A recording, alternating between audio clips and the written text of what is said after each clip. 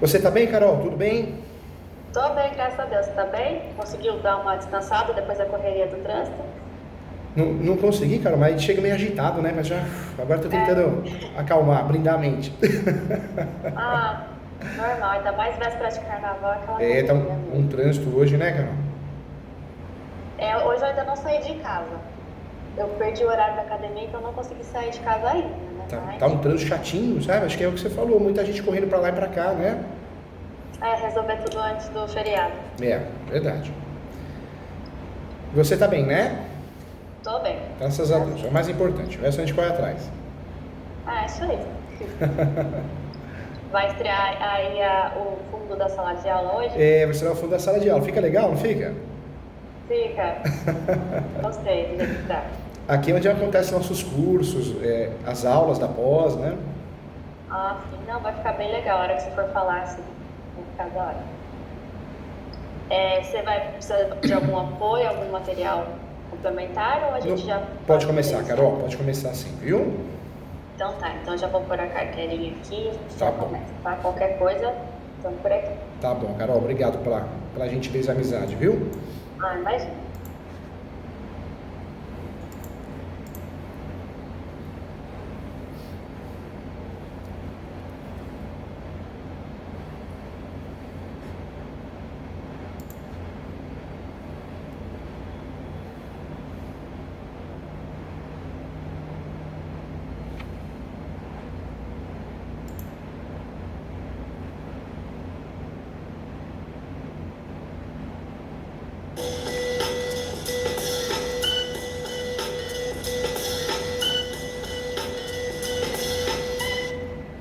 Vamos lá, vamos começar a aula, o curso de contratos.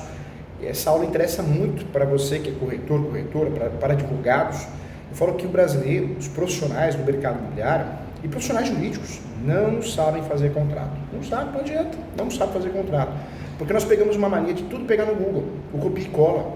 Porque a hora que você precisa fazer do zero, você não consegue. E cuidado com o Google, hein? O Google é terrível, porque o Google tem vários modelos equivocados, desatualizados, errados. Então, cuidado com isso, tá bom? Vamos estudar aqui os contratos. E antes de entrar na teoria dos contratos, depois na prática, desse curso tão bacana, tão bem elaborado para você, eu quero trazer uns aspectos teóricos, tá? Vamos lá.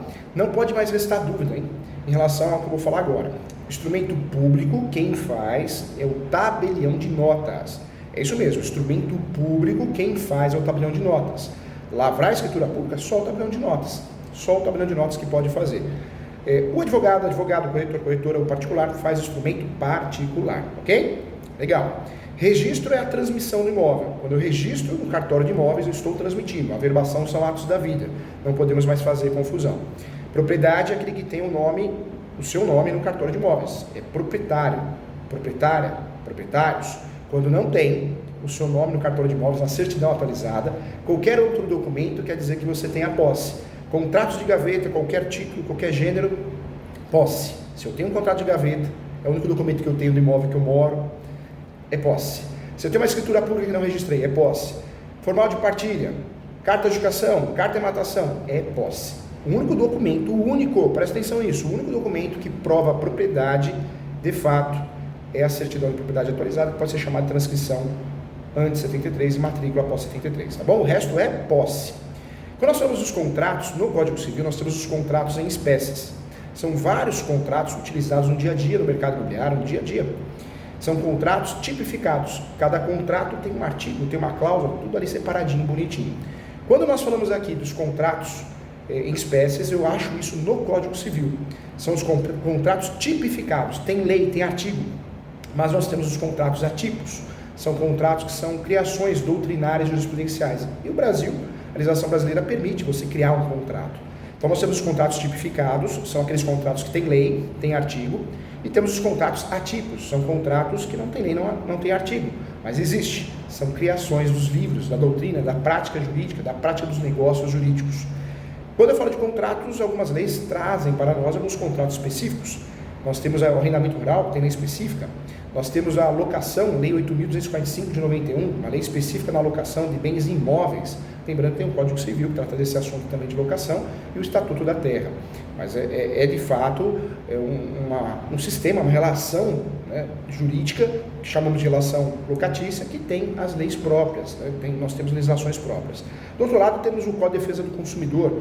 Todo contrato que é feito em relação de consumo, ele obedece às regras da Lei 8.078 de 90, o contrato de adesão, é um contrato que tem a proteção do Código de Defesa e Proteção ao Consumidor. Nós estamos falando aqui dos contratos práticos, dos contratos imobiliários. Claro que no direito imobiliário, é um ramo multidisciplinar, nós utilizamos todos os contratos. No direito imobiliário tem contrato de relação de consumo. Com a construtora, que é a incorporadora, claro que tem. Prestação de serviço, claro que tem. E temos os contratos em espécies, aqueles contratos prontos. Nós vamos utilizar esses contratos também no direito imobiliário. Mas aqui no direito imobiliário nós temos 7 contratos focais. Eu diria que o primeiro é a locação, né, o contrato de locação, que é regulamentado pela Lei 8.245 de 91, Lei esparsa. E temos os contratos próprios, ou propriamente de direitos imobiliários. Né? Eu falo de direito porque são vários direitos. O direito imobiliário é um ramo multidisciplinar. Então, o direito imobiliário tem os contratos próprios de direito imobiliário. Eu brinco sempre que é direitos, porque são vários. Né? Nós passeamos por várias searas do direito. Vamos lá. Quando eu falo de direito imobiliário, então nós temos o contrato preliminar, é um contrato para fechar o negócio. Ele substitui a proposta aceite, é só para fechar o negócio. É um contrato simples, 3 folhas. O título vai constar contrato preliminar, o pré-contrato. Depois a qualificação, o objeto, valor do negócio, forma de pagamento, disposições gerais. É um contrato bem simples, mas é um contrato interessante porque o corretor de imóveis, a corretora imobiliária, pode incluir uma cláusula de comissão, de honorários, né, de corretagem, já se protegendo, usando esse contrato para também ter uma cláusula de autorização de venda. Às vezes nós sabemos a dificuldade que a corretora tem em fazer o cliente assinar um contrato. Ninguém quer assinar contrato, né? Enrola muito a corretora, então é uma possibilidade de você jogar essa cláusula dentro desse contrato preliminar, que é o contrato que vai fechar o negócio. Depois desse contrato, que é um instrumento particular, vai ter um segundo contrato. Se a transação imobiliária for regularizada, o segundo contrato muito provavelmente vai ser uma escritura pública.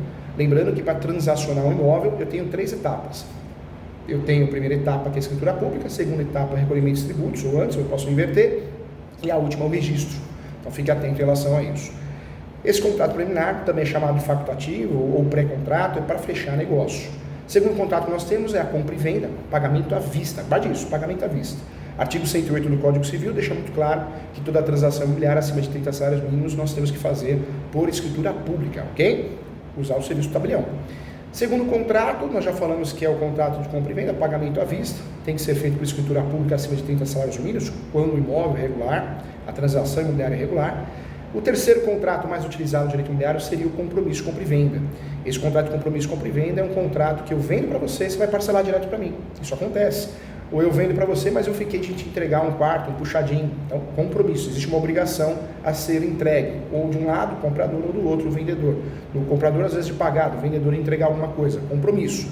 Compromisso, o imóvel já existe, hein? Já existe. A promessa é o contrato que deve ser utilizado na compra e venda de imóveis na planta.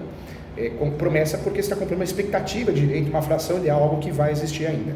Existem os outros contratos, né? E aí, quando eu falo dos outros contratos, eu trago para você também a seção de direitos possessórios e afins, que é a compra e venda de imóveis irregulares no Brasil. Esse contrato tem a cereja do bolo, que é a cláusula de soma de posse. Então eu compro a sua posse, o imóvel irregular, seção de direitos possessórios e afins. E eu faço uso capião no dia seguinte, uma REURB, uma regularização fundiária, porque tem uma cláusula dentro desse contrato, seção de direitos possessórios, que me permite usar a sua posse, a soma de posse. Isso é permitido. Tem a soma de posse originária e a soma de posse derivada. Então, importante também. Tem a seção de direitos hereditários. A seção de direitos hereditários é um contrato, tem que tomar cuidado. Também tem que ser feito por escritura pública, ter a anuência dos demais herdeiros. Quando eu não quero fazer inventário, não tenho condições financeiras de fazer inventário, uma saída que eu tenho é fazer esse contrato, usar esse contrato, seção de direitos hereditários, para que eu consiga vender meu direito de herança. Aí não preciso fazer o inventário. Eu posso fazer isso antes do inventário, depois do inventário não registrado ou no meio do inventário, tá? Seção de direitos hereditários. Tem que ter escritura pública e anuência para respeitar o direito de preferência, tá bom? Legal. Nesse cenário aqui, nós então conhecemos os principais contratos. Em relação à precificação desses contratos, sempre eu falo no curso, são contratos que depende da transação imobiliária, 5% do valor do negócio, de 2 até 5% do valor do negócio, é o valor desses contratos. Limitado aí a 5 salários mínimos, 3 salários mínimos. O contrato preliminar não. O contrato preliminar é um contrato que é cobrado em algo, provavelmente aí pelo mercado imobiliário, no máximo, contrato preliminar, 1 salário mínimo a 3 salários mínimos, dependendo do valor da transação. O contrato de locação, ele vale, se for comercial, o valor do aluguel. Se for comercial, o valor do aluguel. Se for residencial, um salário mínimo, meio salário mínimo, dependendo do valor do negócio também. Temporada a mesma coisa, tá? Então, só para a gente aprender a precificar, no curso eu sempre trago aqui precificação, honorários, isso a gente precisa ter noção de mercado, faz toda a diferença, eu diria que isso é muito importante aqui no curso. Deixa eu trazer para você alguns aspectos da teoria geral dos contratos e os princípios e requisitos também importantes para que a gente possa caminhar. A teoria geral dos contratos é fundamental para regrar, né, a liberdade e a segurança dos contratos. Então, nós temos na teoria geral dos contratos as exigências do capitalismo que celebram o acordo de vontade entre as partes com o intuito, sim, de construir, extinguir, modificar direito. É a forma de condensar, né, elementos básicos e princípios atinentes aos contratos. Os contratos, gente, estão no cotidiano de todas as pessoas, não tem como fugir deles, nem que seja verbal. Ao pegar um ônibus, um Uber, um táxi, né, a comprar um carro, você está celebrando um contrato. Eu falo que a gente acorda de manhã, aperta a descarga, abre a torneira para escovar o dente, pronto, é um contrato celebrado.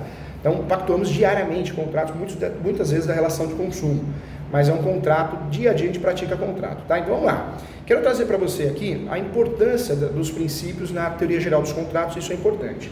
A história nos mostra, gente, que sem segurança e sem liberdade, os negócios são fragilizados, o que é negativo para a sociedade. E no decorrer do século, tais valores passaram a estar de forma intrinsecamente incutidos, né, na sociedade como de forma essencial ao direito contratual. O direito contratual é muito importante. Quando eu falo de princípio, princípio quer dizer origem, ou seja, a essência de algo, um valor abstrato. E para compreendermos a teoria geral dos contratos, que é importante para a gente dar foco à prática, quais são esses princípios, essas normas que impõem deveres de conduta aos cidadãos na hora de elaborar o contrato, tá? Os princípios são norteadores e são as fontes do contrato também. Então, vamos trabalhar em cima disso para que a gente possa dominar esse assunto com muita eficácia. Vamos lá. Quero trazer para você, então, os princípios básicos da teoria geral do contrato. Então, primeiro princípio, ok? É a liberdade de contratar, a autonomia privada ou autônoma da vontade, ou autonomia da vontade, que é o termo mais utilizado, autonomia ou autônoma da vontade, mas a gente vê nos livros mais autonomia da vontade. Esse princípio em questão apresenta diferentes nomenclaturas e divide em outros princípios, eu diria que pelo menos 3, eu falo isso no meu livro de contratos que eu lancei, inclusive esse ano. A liberdade de contratar, propriamente dita, ninguém é obrigado a contratar o que não deseja, exceções são aplicáveis ao DPVAT, não tem jeito, né? O seguro obrigatório por lei, essa situação é uma exceção, caso em que a lei sobreponha ao princípio, tá? Também é ponto crucial para a elaboração de um contrato, alicerce, determinar a contraparte, ou seja, determinar com quem você vai contratar, vai fazer o contrato.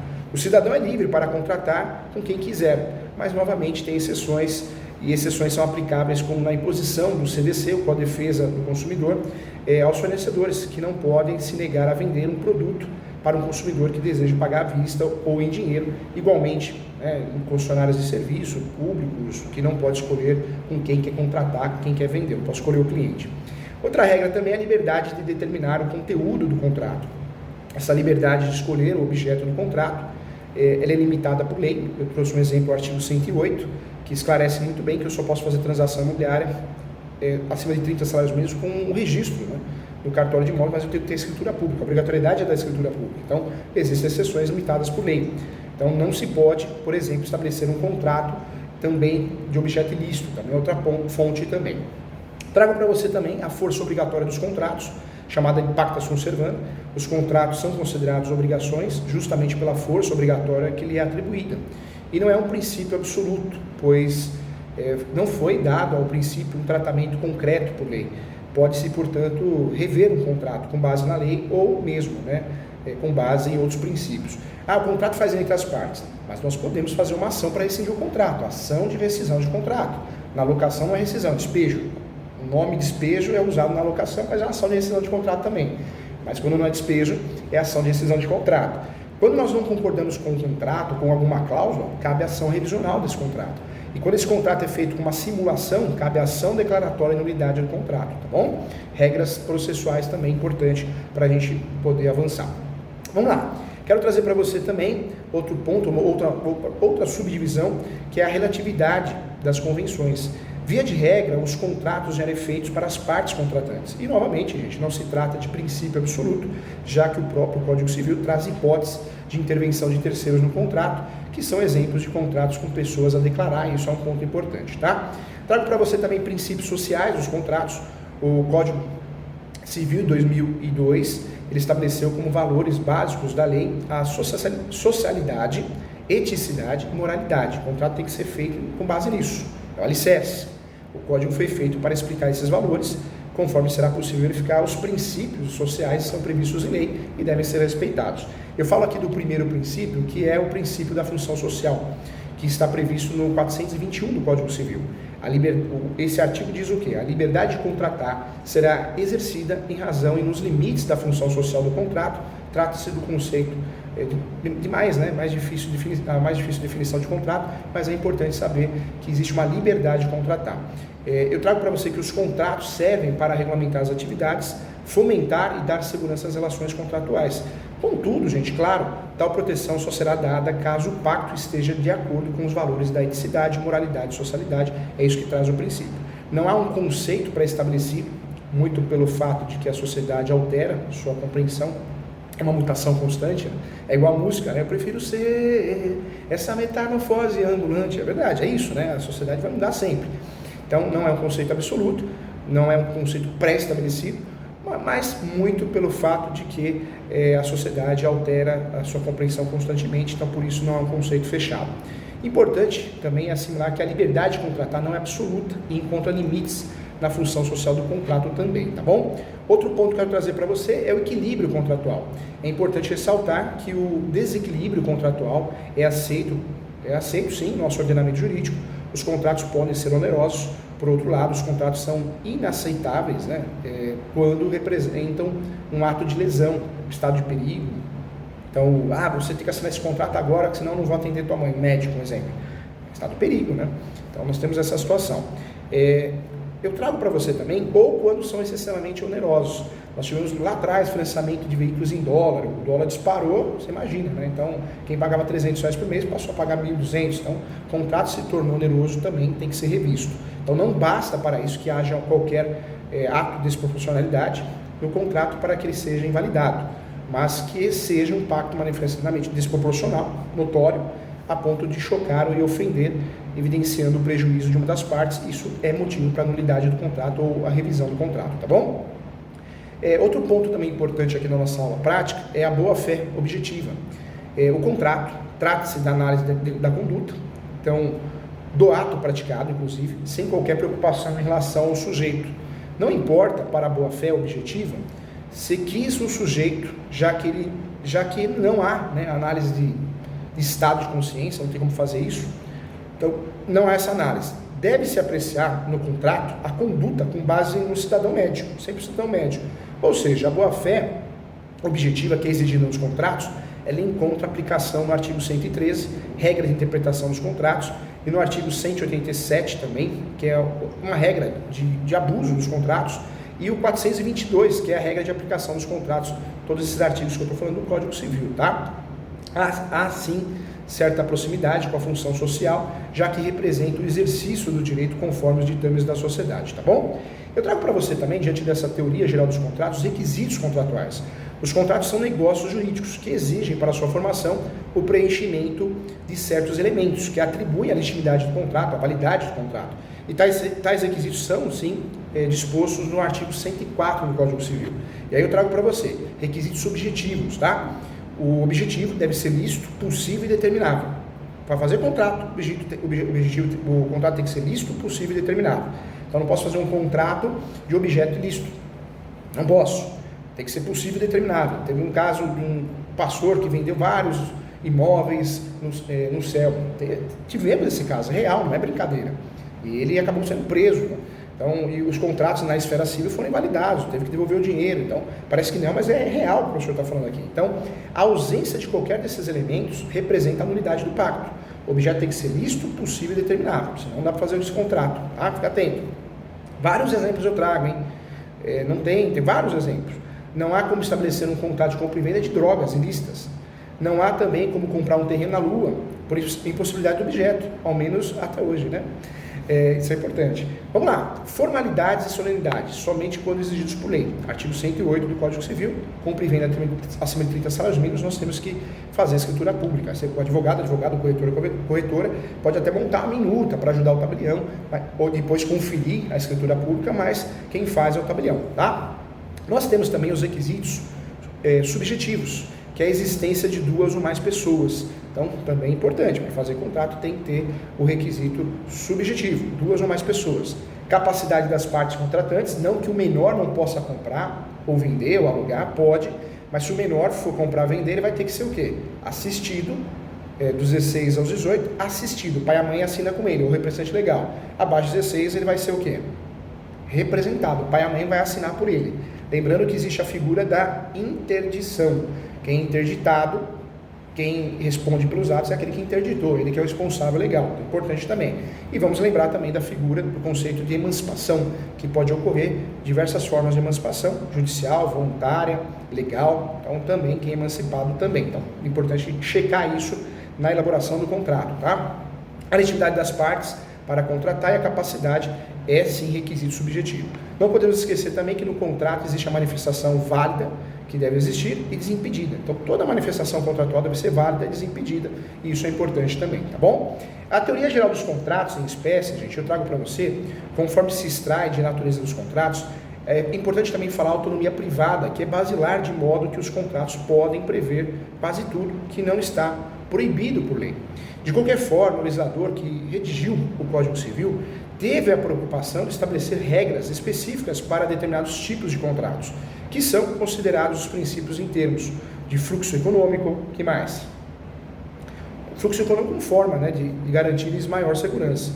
São contratos em espécie, gente, eu falei para você os previstos no Código Civil, compra e venda, contrato de permuta, ou troca, estimatório, que é a consignação e pagamento, doação, contrato de locação de coisas, contrato de empréstimo, comodato e mútuo, contrato de prestação de serviço, contrato de empreitada, contrato de depósito, contrato de mandato, que é a procuração, contrato de comissão, contrato de agência de distribuição, contrato de corretagem, contrato de transporte, contrato de seguro, contrato de constituição de renda, contrato de jogo e aposta, também tem, contrato de fiança, o fiador, contrato de transação e contrato de compromisso. Esses contratos você vai enxergar, vai achar, vai localizar no Código Civil, mas existem os contratos atípicos, são criações doutrinárias e jurisprudenciais, preliminar, cessão de direitos possessórios, cessão de direitos hereditários, apesar de ter previsão legal. Então, cuidado, e tem os contratos em leis esparsas, como locação, arrendamento rural, com a defesa do consumidor, contrato de relação de consumo. Então é importante. Por meio do conteúdo trazido no contrato, é possível perceber sim que a teoria geral dos contratos, gente, é uma matéria absolutamente extensa, mas ela é importante para que a gente possa saber fazer um contrato com qualidade. Então, é importante isso. Não pela quantidade dos tópicos a serem abordados, mas pela própria profusão, né, de informações e variedades de interpretação no decorrer da história. Então, é importante. Diante dessas informações, legal, agora sim você consegue entender melhor, muito melhor, com mais qualidade, a elaboração do contrato. Vamos elaborar um contrato agora juntos. Não podemos esquecer que nós temos os adjetos especiais, hein? O que são adjetos especiais? Professor Júlio, o que é adjeto especial? Adjeto especial são cláusulas prontas, né? Quando nós falamos de adjeto especial, é importante falar assim, nós temos o que nos adjetos especiais? Cláusulas prontas. Adjeto especial é isso, cláusulas prontas. São cláusulas, eu falo que é o fast food. O que é o fast food? São as cláusulas prontas que nós temos. São cláusulas que nós podemos ir lá no Código Civil e usar. Existem algumas cláusulas previstas no Código Civil que eu posso pegar e jogar no meu contrato. Vamos lá para essas cláusulas chamadas cláusulas especiais ou pactos adjetos, tá? Isso você vai encontrar no artigo 505 a 508. Depois nós vamos elaborar um contrato juntos aqui. O artigo 505 e 508 deixa muito claro a retrovenda. É a possibilidade, é o pacto que o vendedor de coisa imóvel reserva-se o direito de recomprar a coisa, 3 anos o prazo. Se eu vendi, eu posso comprar de novo. O sujeito é obrigado a vender para mim. Claro que eu vou pagar o valor para ele atualizado. Se tiver benfeitorias provadas, eu vou arcar com essas benfeitorias também. Só que é 3 anos. 3 anos. Prazo decadencial de resgate 3 anos. Se ele se negar ao vendedor que se tornou proprietário ou a proprietária, eu faço uma ação chamada ação de resgate, tá? Então é importante. Artigo da retrovenda 505 a 508, tá? Mas tem mais. Tem também aí a cláusula adjeto especial da venda a contento e da sujeita à prova. Artigo 509 a 512. É a venda feita, a venda a contento, é a cláusula subordinada que somente torna o contrato perfeito e obrigatório se o comprador de fato declarar que gostou, né, que realmente vai ficar com a coisa. É uma cláusula suspensiva, não aperfeiçoando o negócio. Só a hora que ele falar, gostei, vou ficar com o negócio. Acontece muito na compra e venda também, de comércios, também é utilizado. Outra cláusula especial, do adjeto especial, é a cláusula de preempção ou preferência. Artigo 513 e 520. Lembrando que o direito de preferência também é previsto em algumas legislações, na locação, no direito condominial e no direito hereditário.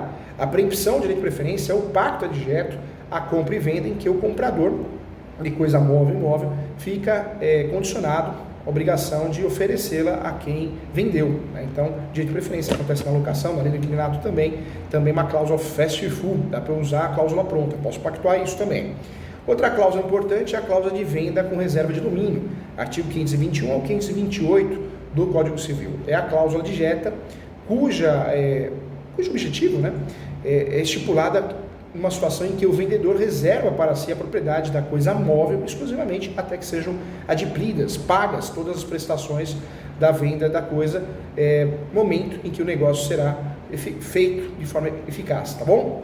Existe a cláusula também, chamada cláusula de venda sobre documentos. Nós temos os artigos 529 ao 532. É a espécie de venda em que se entrega, né, entregando os documentos, se libera a obrigação e tem o preço da coisa. O comprador pode, na posse justificada dos documentos, exigir a entrega da mercadoria. O pagamento deve ser realizado contra a apresentação, na hora, local e data da apresentação dos documentos. E os riscos, né, conforme eu ensino no meu livro, os riscos correm por conta do vendedor e também os riscos pela conta do comprador. O vendedor se isenta depois de apresentado a mercadoria e o transporte. Esse tipo de negociação é feita hoje também nas questões imobiliárias. Muita gente, investidor, compra uma fazenda, um sítio, uma chácara, sem pisar no estado, compra morando em outro país, através de imagens, documentos, drones. Então eu posso utilizar essa cláusula também por analogia e ela vem sendo utilizada no direito imobiliário. Então, importante também, tá bom? Vamos lá. Quando eu falo aqui de contrato, então você tá craque, hein? Eu quero lembrar você o vício oculto ou vício redibitório. Então, mesmo que não tenha uma cláusula falando de vício redibitório ou uma cláusula falando de evicção, nós temos essa proteção, tá? Então, é uma proteção que todo mundo ganha, é um plus. O Código Civil pode te dar um presente. Eu falo dois. Quando a gente nasce, o Código Civil nos dá um presente que é a personalidade. Mas quando nós celebramos um contrato e esquecemos de incluir essas cláusulas, já temos essas cláusulas de presente, tá bom? O que é o vício redibitório? É aquele em que a coisa apresenta um vício oculto, que a torna imprópria para a utilização, o que diminui o seu valor, podendo o contratante rejeitá-la, exigir reparação ou abatimento do preço, por estar, de fato, numa situação negativa, chamada de situação negativa, ou seja, é uma situação onde eu comprei um apartamento, eu não sabia, mas não bate sol, então as minhas roupas estão estragando. Eu posso fazer uma ação contra a construtora, contra a incorporadora, pedindo um abatimento ou desfazer o negócio. Por quê? Porque é vício oculto, se você só descobre morando, fica escondido, por isso é chamado de oculto, redibitório, vício oculto é escondido, é um vício entendido como um defeito, né, de forma oculta, na qual o bem de uma venda, o comprador não poderia tomar conhecimento quando efetuou a aquisição, de tal maneira que esse vício transforma assim a possibilidade de um abatimento através de forma consensual judicial ou desfazer a coisa. Então, tendo ou não tendo essa cláusula, nós ganhamos de presente, tá? Importante também. Qual que é a diferença entre vício oculto e evicção? A evicção é outra cláusula plus, né? Outra cláusula que nós ganhamos aqui. O vício oculto é uma situação material, ela torna o bem impróprio, o apartamento, a casa, o terreno, então, uma situação oculta. Em contrapartida, a evicção é a perda da coisa, né? seja ela posse ou propriedade, para o seu legítimo dono, o reconhecimento e juízo da existência de ônus sobre a mesma coisa, não denunciado oportunamente no contrato. Então eu compro o imóvel, depois existe um proprietário que está brigando judicialmente, cancela o negócio. Então é uma proteção que eu tenho. Então por isso eu gosto de trazer isso nos contratos, eu gosto de trabalhar isso dentro dos meus contratos elaborados, mas se você não usa isso, não usa essas cláusulas, saiba que é uma cláusula que nós ganhamos de presente, tá? Então, importante. Vamos lá, vamos elaborar agora sim, elaborar os contratos juntos aqui. Primeiro contrato que eu vou elaborar então, vamos lá, vamos elaborar uma locação, tá? O contrato começa pelo título, então contrato de locação. Quanto mais completo o título, melhor. Contrato de locação residencial com garantia. Contrato comercial, de locação comercial ou imóvel não residencial sem garantia. Tudo que você puder colocar no título, coloque. Se tem garantia, se não tem, se é por prazo determinado ou não. Então, contrato de locação residencial por prazo determinado sem garantia. Contrato de locação por prazo determinado com garantia de fiador. Isso é importante. O título tem que sempre bater com o objeto. Depois do título, o contrato bem feito começa pelo título, nós vamos na qualificação. A qualificação tem que ser o mais completa possível em relação ao locador, ao locatário, ao comprador, ao vendedor. Depois disso, tomando cuidado com a capacidade, se precisa de representação, assistência, nós vamos para o objeto do contrato. E tanto na locação, na compra e venda, faça o objeto o mais completo possível. Copie a matrícula, a transcrição, a descrição do imóvel, número de contribuinte, no próprio número da matrícula, endereço completo, com CEP, inclusive, é muito importante. Quanto mais você descrever, principalmente no contrato imobiliário, melhor. Depois do objeto, você vai para o valor do negócio. Olha como contrato simples, hein? Trabalhe com o contrato em caixa alta. O que eu estou falando para você aqui, cláusula 1, cláusula 2, cláusula 3, mas você pode colocar um título em caixa alta, o contrato fica mais didático. Então vamos lá, título, cuidado, o título tem que bater com o objeto, compra e venda, pagamento à vista, promessa, imóvel na planta, ok? Compromisso, existe dívida. Legal, depois do título, bem feito, qualificação mais completa possível, até com e-mail, hein? União estável agora virou, né, de fato, estado civil, então coloca lá união estável. Se for união estável. Depois objeto, nós vamos passar para valor do negócio. Depois, forma de pagamento. Depois, do adjeto especial, se tiver, da evicção e do vício retibitório, se quiser incluir, porque já ganhamos de presente isso. Depois, talvez, das disposições gerais. Dentro das disposições gerais, eu vou criar diversas cláusulas. Se o imóvel vai ficar com geladeira, com fogão, se não vai, se vai ser pintado ou não vai. Eu posso colocar a comissão do corretor de imóveis, os honorários do corretor, se tem um advogado no meio. Eu posso, nas disposições gerais, pactuar um monte de coisa, tá? Isso é importante também. Inclusive, nas disposições gerais, eu posso colocar as responsabilidades tributárias, ambientais, trabalhistas, ok? Legal, né? Depois nós vamos para onde? Depois das disposições gerais, o ideal é que a gente crie a cláusula de rescisão do contrato, tem que ter. Lembrando que se desistir, perde o sinal, ou devolve o sinal em dobro, posso isentar esse tipo de punição na desistência, mas é importante essa cláusula de rescisão. E aí eu posso fechar com o foro de eleição, tá? O foro de eleição. Então, importante, hein? É importante o que a gente está conversando aqui. Vamos lá, eu posso também incluir cláusulas, né? Uma das cláusulas que eu posso incluir é a chamada cláusula de incomunicabilidade, que é uma forma expressa, escrita na doação de bens ou direitos, que determina ou faz, né, com que o testador ou doador também disponha que o bem ou direito recebido em doação, herança ou legado não irá se comunicar ou transferir na ocasião do casamento. Então, é importante também falar, essa cláusula de incomunicabilidade é uma cláusula que tem a ver com casamento, é uma cláusula que eu posso usufruir, exigir. Por quê? Porque eu acabo utilizando essa cláusula para poder, principalmente no testamento, na doação, eu acabo utilizando para proteger, no caso uma filha, um filho, em relação ao companheiro dela ou dele, tá bom? É importante. Existe a cláusula de impenhorabilidade também, ou ainda chamada também como incomunicabilidade. Essa cláusula, já tivemos uma decisão recente do Superior Tribunal de Justiça, que não impede a alienação do bem